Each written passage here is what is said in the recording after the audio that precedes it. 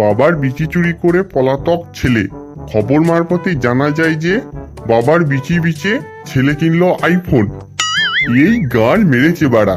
আমার ছেলে শুধু বিচি না, পুরো আমাকেই বিচে দেবে লেবড়া।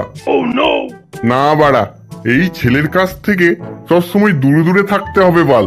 বলা তো যায় না কখন যে কি হয়।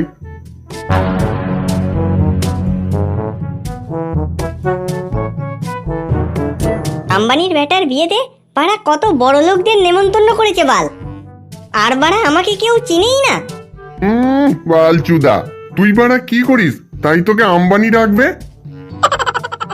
দেখে নিও বাবা, একদিন এমন কিছু করবো বাল, আম্বানি আমার বাড়িতে এসে নেমন্তন্ন করে যাবে লেওড়া। ওখানে সব নাম করা লোকজন যায়, আমাদের মতন লোকেদের ওখানে ডাকে না বাল। কোনো ব্যাপার না, আমিও একদিন ফেমাস হয়ে দেখাবো, আমারও নাম ডাক সব হবে, তখন আমাকে এসে নেমন্তন্ন করে যাবে লেওড়া। কি দাদু ভাই, আজকাল জেগে জেগে স্বপ্ন দেখছো নাকি? দেখ বুড়ো, বেশি আমার পিছনে লাগতে আসবি না বাড়া। আমি চাইলে রাতারাতি ফেমাস হতে পারি লেওড়া। দাদু ভাই রাগ করছো কেন? তোর ওই হাঁসের পোঁদের মতন মুখটা রাস্তার কুকুরগুলো দেখলেও চিনতে পারে না, ঘেউ ঘেউ করে। আর বাল বলে কি না ফেমাস হবে।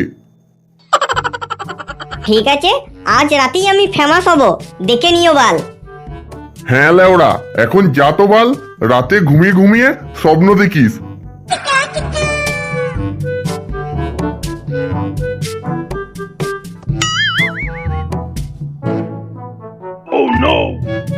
আজ লেওড়া যেমন করেই হোক দাদুকে মেরে আমাকে ফেমাস হতেই হবে, নয়তো আমার মান সম্মান কিচ্ছু থাকবে না। না, এটাই সেই সুযোগ। বুড়োটা মনে হয় এখন নিশ্চিন্তে ঘুমাচ্ছে, মালটাকে মেরে তাড়াতাড়ি ফেমাস হতে হবে।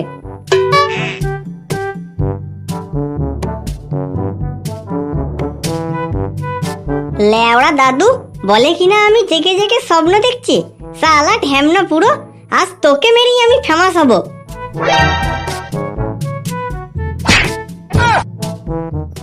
ওরে শান্তির ছেলে নাতি আমার, পিছনে লাথি মেরে আমাকে মেরে ফেললো রে। এই তো লেওড়া, ঢ্যাবনা বুড়োটা মরে গেছে। এই পাহাড় আমাকে ফেমাস হওয়া দেখে কেউ আটকাতে পারবে না। এই ঢ্যাবনা বুড়োটা সুশান্ত যাত্রার ব্লগ বানিয়ে আমি রাতারাতি ফেমাস হয়ে যাব।